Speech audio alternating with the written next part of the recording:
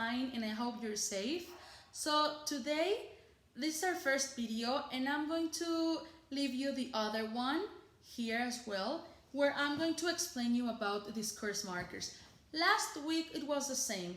The only difference was that last week there were formal discourse markers. This week are just discourse markers, which are easier, okay? So with the video that I'm gonna let you hear, I want you to answer the page 39, okay? Page 39 has 4 exercises. I want you to make them all. The exercise 5, 6, 7, and 8 as well, okay? The exercise 5 says that you have to complete the organizer by writing the function of each group of discourse markers. So you have to write the function of them, okay? They are used for the same, the ones of each group, okay? For example, you have a purple group, which are the first ones. For what is it used, the first group? So you have to write their function. In the second, you have to complete the sentences with however, nevertheless, or consequently. Only those 3, okay? Nothing else. On the exercise 7, you have to write 4 sentences describing the attributes of a good politician.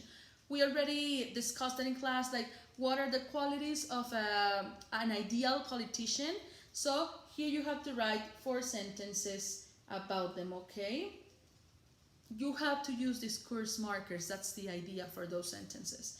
And finally, on the part 8, what I want you to do is to write 5 things you would do if you were the president, okay? Like 5 promises that you would make the people if you were the president. We're going to share them in class, okay? And we're going to see who would make a good politician. That's the idea of this, okay? So you have to answer the 4 exercises of this page. Those 4 promises, 5, I'm sorry, you can write them on the book. I mean, if you have space here, or in your notebook, or you can even write them like in the first pages of the book. Remember that we have blank pages.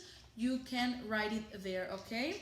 After working on the page 39, I want you to work on the page 40, okay? The page 40 has exercises that we've already done during class, okay? One of them is to choose the best option.